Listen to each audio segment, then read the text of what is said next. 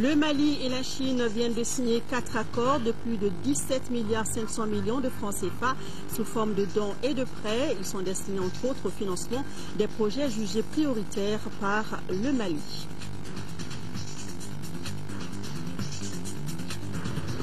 Ouverture à Dakar du 6e sommet Africité par le président Macky Sall avec plus de 5000 participants, dont 200 Maliens.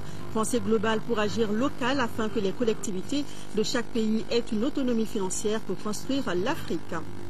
La téléphonie mobile et la santé peuvent-elles faire bon ménage? Il semblerait que oui. L'Agence nationale de télésanté et d'informatique médicale Keneawari souhaite le prouver. Pour ce faire, elle a initié un grand projet qui a été présenté à Washington lors du 5e sommet mondial de la santé mobile. Madame, Monsieur, bonsoir. Bienvenue dans cette édition. Ce mercredi, le Conseil des ministres s'est réuni en session ordinaire à Koulouba sous la présidence du président de la République par intérim, professeur Diankounda Traoré. Après examen des points inscrits à l'ordre du jour, le Conseil a adopté un projet de texte et procédé à des nominations. Au chapitre des mesures réglementaires sous le rapport du ministre de la Culture, le Conseil des ministres a adopté un projet de décret portant classement des pratiques et expressions culturelles liées au balafon Bala dans le patrimoine culturel immatériel national.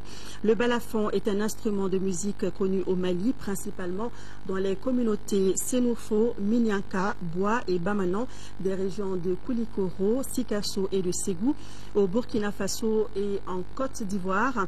Les pratiques et expressions culturelles liées au balafon désignent l'ensemble des traditions et expressions orales, techniques et savoir-faire, danse et chants, rituels, us et coutumes y afférents, connaissances et pratiques concernant la nature et l'univers chez les communautés utilisant le balafon. Ces pratiques et expressions culturelles sont essentielles dans l'affirmation et l'identité culturelle des communautés utilisant l'instrument.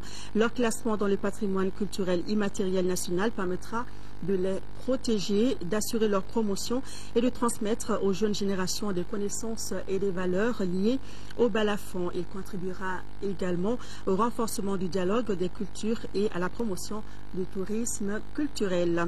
Les pratiques et expressions culturelles liées au balafon sont déjà inscrites sur la liste représentative du patrimoine culturel immatériel de l'UNESCO au compte du Mali et du Burkina Faso comme facteur d'intégration sous-régionale et de cohésion intra- et intercommunautaire. Au chapitre des mesures individuelles, le Conseil des ministres a procédé aux nominations suivantes. Au titre du ministère de la fonction publique et de la réforme administrative, directeur des finances et du matériel, M. Sadou Mahamadou Diallo, inspecteur des services économiques. Au titre du ministère du Logement, de l'Urbanisme et des Affaires foncières, chef de cabinet, M. Cheikh Oumar Tidjanso, ingénieur en informatique, conseiller technique, M. Imiran Abdoulaye, ingénieur des constructions civiles, inspecteur à l'inspection des domaines et des affaires foncières, M. Abbas Yalkouye, ingénieur des constructions civiles.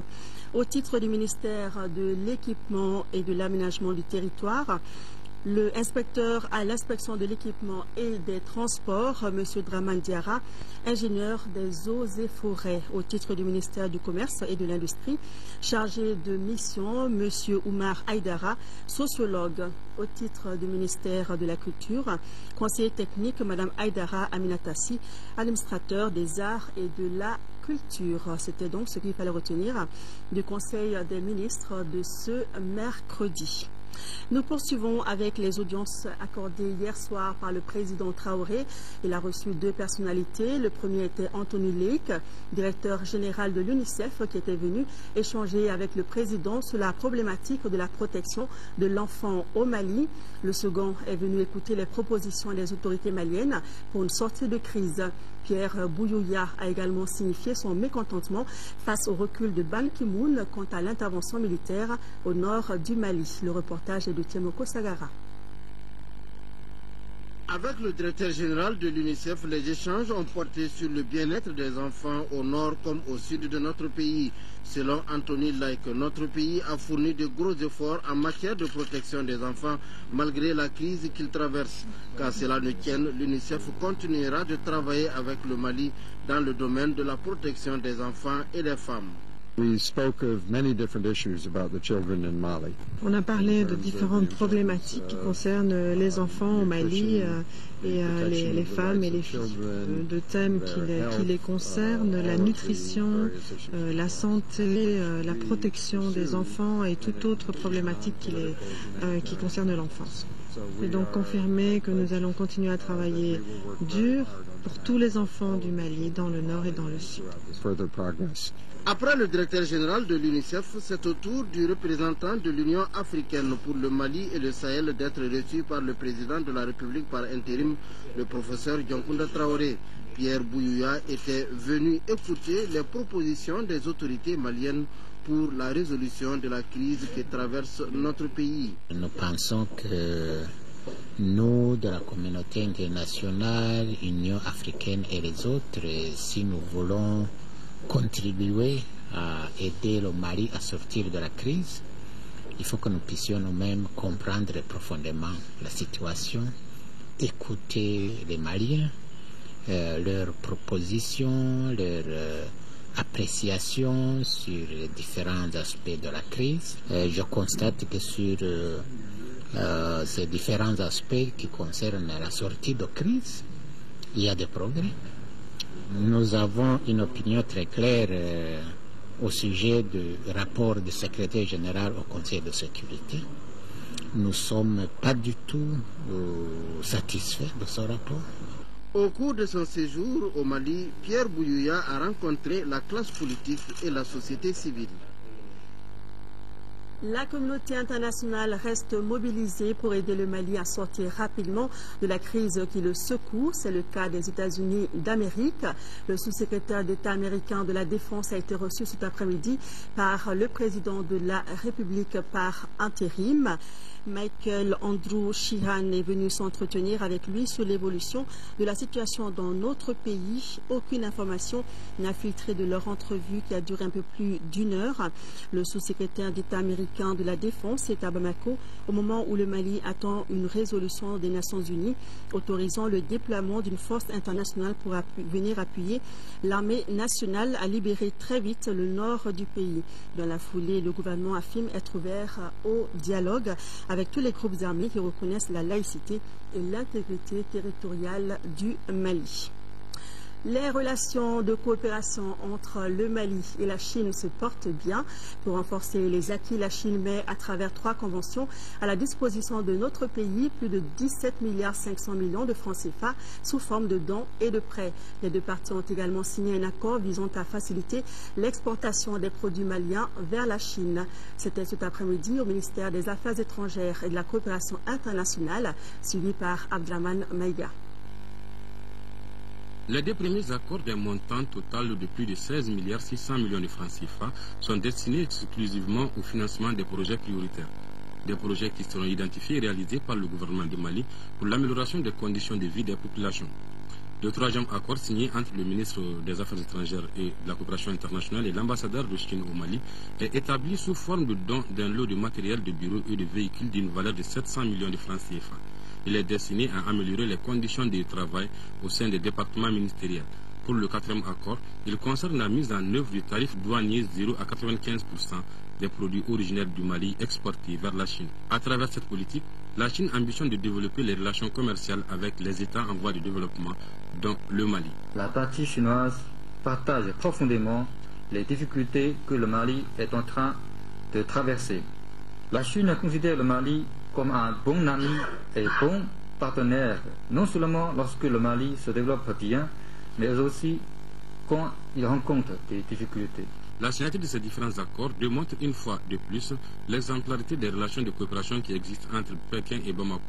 Cette collaboration vieille de 50 ans couvre tous les domaines de la vie socio-économique, à savoir la santé, l'industrie, l'agriculture, la communication, les infrastructures et l'éducation. Je me réjouis de rappeler que la coopération entre le Mali et la Chine se porte bien. En témoigne sa présence permanente sur tous les chantiers de développement de notre pays. Faut-il rappeler que cette série d'actions s'ajoute à la réception officielle par le ministère des Affaires étrangères le 16 février 2012 d'un ensemble de matériel offert gracieusement par la République populaire de Chine à la République du Mali, dont 2 minibus, 5 voitures berlines, 30 ordinateurs et 15 imprimantes de grande capacité. Pour aider le Mali à sortir des différentes crises qu'il connaît, la Chine a matérialisé sa coopération à travers une série d'activités, comme la fourniture d'un lot de médicaments antipallidiques et de céréales.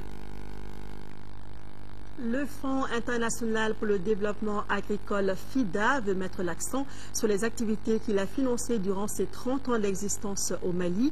Il a ainsi organisé une exposition de ses produits financés à l'intérieur du pays, appuyée par des témoignages de différents bénéficiaires. La cérémonie a été présidée par le ministre de l'Élevage et de la Pêche, représentant le ministre de l'Agriculture. Reportage de Mahamadou Doumbia.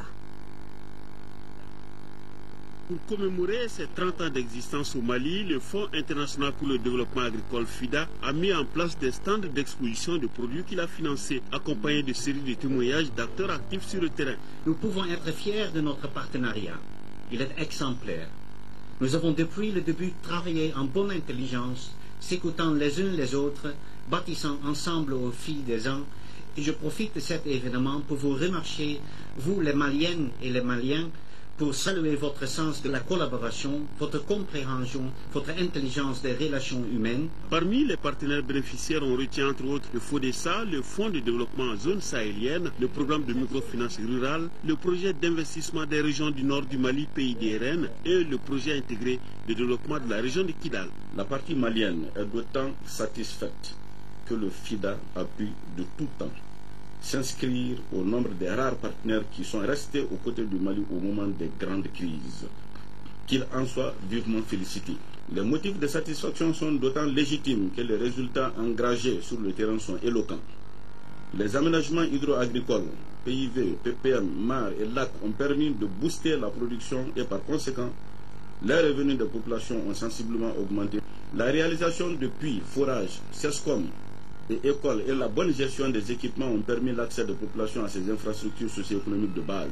Par rapport à la région de Kidal, je pense que le FIDA a renforcé beaucoup de ressources humaines locales dans les domaines du commerce, de l'élevage, du maraîchage, même de l'entrepreneuriat. Donc ça, c'est quelque chose à préserver. Dans le domaine de la construction de la paix aussi, il y a eu beaucoup d'efforts qui ont été faits. Et je pense que c'est un volet extrêmement important vers lequel le FIDA et tous les partenaires intervenant au nord à l'avenir doivent réserver une place importante. Après 30 ans d'existence, avec une douzaine de projets financés jusqu'à hauteur de 241 milliards de francs CFA, les acquis du FIDA doivent être pérennisés. Le ministre de l'Agriculture est sur le terrain. Il a visité le périmètre maraîcher de Samanko et la station de pompage qui alimente le site. Chacun des 224 maraîchers bénéficiaires de ce projet dispose d'une parcelle de 2500 mètres carrés et peuvent donc vaquer à leurs occupations sans risque de déguerpissement. Cependant, l'une des difficultés rencontrées par les maraîchers demeure le manque de fonds de démarrage pour s'approvisionner en fumier organique. Pour plus de précisions, suivant le récit de nos envoyés spéciaux, Barakou Maïga et Ramata Konaté. C'est par ce premier coup de pioche que le ministre de l'Agriculture a donné le coup d'envoi de la campagne maraîchère sur le site de Samanko, une localité située dans la commune du Mandé, cercle de Kati. 224 maraîchers y mènent leurs activités depuis bientôt 2 mois. Chacun des bénéficiaires dispose d'une parcelle de 2500 mètres carrés avec un système d'irrigation moderne. Cependant, le nombre de bénéficiaires est jugé insuffisant par rapport à celui des maraîchers qui attendent d'être servis. Avec l'aménagement de ce projet, nous osons espérer installer à peu près 400 maraîchers. Quand tu prends entre 2800 maraîchers et 400 maraîchers, vous allez voir qu'il reste beaucoup à faire. Le projet en question concerne 100 hectares de terres cultivables séparées par la route nationale 26. Ce périmètre irrigué est alimenté à partir d'une station de pompage équipée de 4 motopompes électriques. En visitant ces réalisations à Samanko, le ministre de l'Agriculture voulait s'enquérir du déroulement de la campagne maraîchère Voici le constat qui se dégage. Nous sommes très satisfaits donc, de ce que nous avons vu sur le terrain, notamment dans le domaine du maraîchage au Mali. Les différentes difficultés auxquelles les maraîchers étaient confrontés, c'était notamment la sécurisation foncière, parce que les maraîchers étaient soumis à une itinérance permanente au niveau du district de Bamako. Donc, à partir du moment où ils sont sécurisés donc, et fixés sur place, moi je pense que c'est une bonne initiative donc, qui permettra de booster la production maraîchère. Fini donc les déguerpissements et déménagements interminables pour ses bénéficiaires. Cependant, les maraîchers de Bamako, par la voix du président de leur coopérative, ont évoqué certaines difficultés, notamment le manque de fonds de démarrage pour s'approvisionner en engrais. Il faut rappeler que le périmètre maraîcher de Samanko est un projet financé par la coopération technique belge. L'action des volontaires compte. C'est le thème de la Journée internationale des volontaires, célébrée cet après-midi au CICB. À travers la commémoration de cette journée, les volontaires nationaux qui ont servi dans 3 régions fêtent leur première année d'expérience en matière de volontariat. L'occasion pour le gouvernement de saluer l'apport de ces jeunes volontaires dans le développement du pays. Agali Agissa. C'est une salle du Centre international de conférences de Bamako, pleine de monde qui a servi de cadre à cette cérémonie de commémoration de la Journée internationale des volontaires. La célébration de cette journée marque également les 12 mois d'expérience des 100 premiers volontaires répartis entre certaines communes des régions de Kaï, Sikasso et Mopti. Le thème de cette année est « L'action des volontaires compte », un thème évocateur à plus d'un titre. En une année de service, j'ai pu faire accoucher 783 femmes. J'ai participé à la césarienne sur 228 femmes. Prendre en charge plus de 250 enfants malnutris. Outre ce témoignage, la projection d'un film a permis à l'assistance de voir les actions réalisées au Mali dans le cadre du volontariat. Ces actions qui contribuent au bien-être des populations méritent une attention de la part des autorités nationales et des partenaires techniques et financiers. Chaque volontaire incarne à sa manière l'esprit de la compassion dont nous avons besoin et apporte une contribution précieuse à la réalisation de nos objectifs communs. Je suis particulièrement reconnaissant aux 7700 volontaires des Nations Unies. Pour le cas précis du Mali, les volontaires apportent une réponse ciblée aux besoins des communautés à la base. Les années à venir, le gouvernement appuiera le CNPD et PA à poursuivre cette dynamique et à étendre ses actions dans toutes les régions du pays. J'ai grand espoir que les efforts conjugués du gouvernement et des partenaires techniques et financiers, notamment les organisations internationales de volontariat, aboutiront davantage à concrétiser la synergie qui prouvera et qui pérennisera le thème de cette année. Auparavant, Ousmane Kamara, le représentant du maire de la commune 3, a réitéré le soutien des collectivités au gouvernement dans la promotion du volontariat. Les artistes présents, à travers chants et humour, ont donné un cachet à l'événement. Fin à l'école de maintien de la paix des travaux du Forum des jeunes leaders africains sur la paix, la sécurité et la bonne gouvernance. La rencontre a regroupé une trentaine de participants venus de la sous-région. Les jeunes ont formulé des recommandations qui sont, entre autres, l'organisation de dialogues intercommunautaires, la ratification et la vulgarisation de la charte sur la bonne gouvernance. Moussa Fani.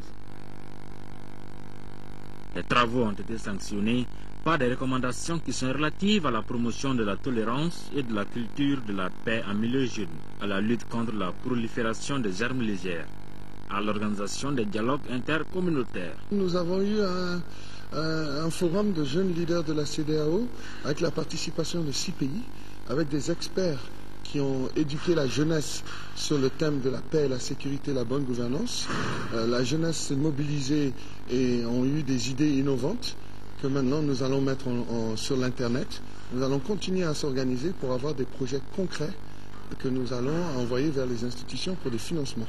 Les participants sont venus du Burkina Faso, du Niger, du Sénégal, de la Côte d'Ivoire, de la Guinée-Conakry et du Mali.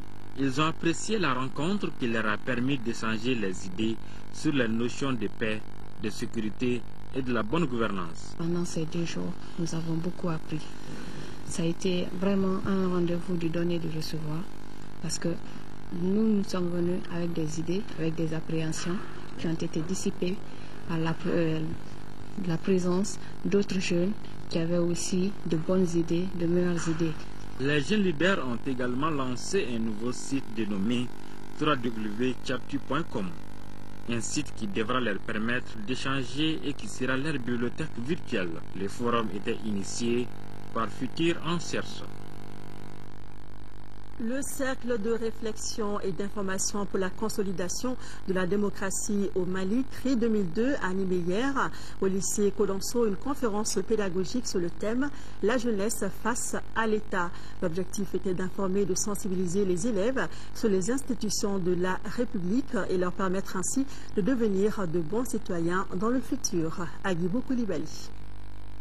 Après les élèves de l'école Kalanso, c'est au tour de ceux du lycée Kodonso de recevoir ce mardi le président de CRI 2002 pour parler de citoyenneté. Ici, nous avons surtout développé la thématique de la jeunesse face à l'État. L'État dans ses trois dimensions. Dans sa dimension politique, il y a la dimension population, il y a ensuite la dimension territoire, à travers également les types d'institutions que nous avons. Les institutions constitutionnelles, c'est les 8 institutions constitutionnelles, mais il y a également les institutions traditionnelles. Cette conférence pédagogique animée par le Dr Sall sur la citoyenneté au lycée Kodonso s'inscrit dans une dynamique de capitalisation des acquis de l'émission Carrefour d'opinion. Elle constitue un accompagnement de l'État dans l'opérationnalisation des missions assignées au tout nouveau ministère de l'instruction civique quant à la formation du citoyen par la connaissance des textes. Elle contribue également à la promotion et à la diffusion de la culture de la citoyenneté et la participation à l'élaboration des programmes d'instruction civique en milieu scolaire et universitaire. Il est important que la jeunesse sache comment marche un pays. Et c'est de ce travail que CRI 2000 fait.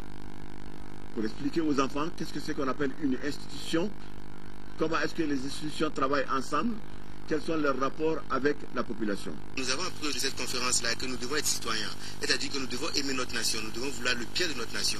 Et il y a des actions que nous ne devons pas mener qui vont à l'encontre de notre nation. Il faut rappeler qu'au cours des 2 sessions de l'espace éducatif télévisuel Carrefour d'opinion, démocratie et règles du jeu, initié par CRI 2002 en collaboration avec la coopération suisse et l'ERTM, les enfants des écoles publiques, privées et Médersa ont prouvé à travers leurs prestations à la télévision leur détermination à connaître et à comprendre la constitution de leur pays. Ouverture hier à Dakar de la 6e édition du sommet Africité avec plus de 5000 participants, dont 200 Maliens. Le thème de cette année est construire l'Afrique à partir de ses territoires. Quel défi pour les collectivités locales? C'était sous la présidence du chef d'État sénégalais Macky Sall. La cérémonie d'ouverture avec nos envoyés spéciaux Mohamed Touré et Sidi Modibo Dambélé. Construire l'Afrique à partir de ces territoires, quel défi pour les collectivités locales? C'est le thème de cette 6e édition du sommet Africity dont les travaux ont démarré sous la présidence de Macky Sall, président de la République du Sénégal, en présence de plusieurs anciens chefs d'État et de hautes personnalités africaines et mondiales. Près de 5000 participants sont au rendez-vous de cette 6e édition, dont une forte délégation malienne conduite par le ministre de l'administration territoriale, Moussa Senko Koulibaly. Ce sommet entend examiner l'impact des dynamiques d'urbanisation, de mondialisation, de démocratisation et de développement du continent, entre autres. Tous les messages qui sont passés, les anciens chefs d'État qui sont maires, les anciens chefs d'État qui ont voulu marquer leur présence, et le maire de Paris qui, de par son expérience, a toujours indiqué que le véritable développement s'est fait à la base et qu'il faut, parallèlement à la décentralisation administrative, qu'il y ait une décentralisation financière. Les élus locaux constituent les vrais moteurs de développement à la base. Les différents intervenants ont posé entre autres voies de sortie de crise, financer les collectivités locales africaines, accélérer l'accès aux services de base, bâtir des alliances pour les objectifs du millénaire pour le développement. Nous avons commencé ce processus de gouvernance locale, de transfert de compétences, de transfert de décisions au niveau local depuis très longtemps. Nous sommes en avance sur beaucoup de pays, donc nous venons partager notre expérience, mettre à la disposition des autres notre vision, mais aussi nous venons à l'école des autres. Africity se veut un espace commun aux élus locaux et régionaux, aux ministres chargés de la décentralisation et des collectivités locales et aux partenaires au développement. Ainsi, durant 4 jours, des débats, des conférences et tables rondes se tiendront ici à Dakar pour une meilleure convergence de vues au fin d'aboutir à l'essentiel, c'est-à-dire des programmes cohérents de développement de l'Afrique. C'est vous et les locaux, ce Delanoë l'a rappelé, qui représentez les intérêts des territoires, les intérêts des terroirs et des populations locales. Je vous exhorte à ce sujet au partage d'expériences sur les meilleures pratiques par une coopération décentralisée sud-sud. Les différents stands du Mali visités montrent à suffisance les visions futuristes de nos élus locaux qui se projettent déjà dans les années 2030. Sachez qu'au Ghana, c'est ce mercredi à minuit que la campagne pour l'élection présidentielle, couplée aux législatives, prend fin. Pendant plusieurs semaines, les 8 candidats à la magistrature suprême ont sillonné villes et villages pour un scrutin dont les dés ne sont pas encore jetés. La CEDEAO a déployé de gros moyens pour superviser ces élections cruciales pour la sous-région. Dans nos prochaines éditions, nous retrouverons nos envoyés spéciaux au Ghana, Boubacar Touré et Abdul Salam Bambara.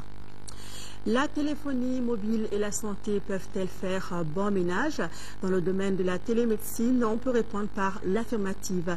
La preuve, certainement par le projet développé par l'Agence nationale de télésanté et d'informatique médicale, dénommé Keneya Wari. Un ambitieux projet présenté à Washington lors du 5e sommet mondial de la santé mobile. Une rencontre durant laquelle les responsables de l'Intim cherchent à mobiliser des partenaires autour de l'initiative. Le reportage est de Salif Sanogo. C'est dans l'imposant complexe du Gaylord, dans l'enceinte du National Harbor, que se déroule ce 5e sommet mondial de la santé mobile. Des milliers de participants venus du monde entier, parmi lesquels les responsables de l'Agence nationale de télésanté et d'informatique médicale. Le Mali, l'un des rares pays africains représentés ici. Dans leur mallette, les responsables de l'Antim sont venus défendre un projet innovant et baptisé du nom de Keneya Wari. Keneya Wari, en fait, est un concept que nous voulons mettre en place au Mali pour permettre aux populations les moins nantis de pouvoir accéder aux soins de santé rapidement. Alors, le concept, c'est quoi? C'est que tout le monde a aujourd'hui un téléphone mobile à la maison. Donc, nous voulons utiliser le téléphone mobile comme un compte bancaire qui contient de l'argent, mais pas n'importe quel argent. C'est de l'argent que tu ne peux dépenser exclusivement que pour acheter des soins de santé ou des prestations de services de santé. Avec Keneya Wari, c'est la téléphonie mobile qui va jouer le rôle d'assurance maladie pour les usagers. D'ores et déjà, le projet semble avoir du succès auprès des partenaires potentiels. Nous sommes ici pour nouer vraiment des partenariats, créer un consortium autour du projet Keneya Wari. Alors, ce consortium déjà a des membres, enfin des gens qui ont annoncé qu'ils vont participer avec nous à ce projet. La présence de l'Antim à Washington, c'est le signe que le Mali joue de plus en plus un rôle prépondérant dans l'application et la vulgarisation des TIC au service de la médecine. Retour à Bamako, la coopération espagnole a offert aux directions régionales de la culture et à 6 missions culturelles du matériel de bureau, des fauteuils, des ordinateurs, des scanners, des dictaphones, des téléphones, des photocopieuses ainsi que des appareils photo numériques. Un don qui entre dans le cadre du renforcement des capacités et la promotion de l'action culturelle au ministère de la Culture, don offert donc par la coopération espagnole aux directions régionales de la culture et aussi missions culturelles. C'était donc du matériel de bureau.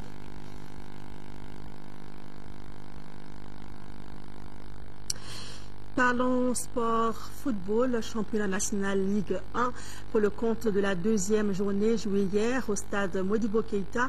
Le Real de Bamako a battu le centre Salif Keïta 1-0. Auparavant, le COB avait gagné 2-0 face à l'AESCO. Le résumé des 2 matchs avec Diarra Konaté. Trouver le fond des filets reste encore un problème pour les clubs maliens. La rencontre de cette 2e journée entre le club olympique de Bamako et l'association sportive de Krofina en est une illustration. Un attaquant devant le but à la réception ou maintenant quand on tire, il y a d'abord la concentration. Ensuite, les surfaces du contact du ballon. Pour bien cadrer, on va travailler davantage sur ce plan-là. Quand même, c'est ça le problème. Dès l'entame, les jeunes de Krofina se montrent menaçants en créant des actions dangereuses. Mais aucune d'elles ne sera concrétisée. La surprise viendra des Olympiens qui se sont également créés des occasions pour en marquer 2. Les buts ont été marqués par Adama Traoré à la 22e minute et Idrissa Sangaré à la 77e. Parce que c'est une équipe qui jouait bien, qui nous ont créé pas mal de problèmes.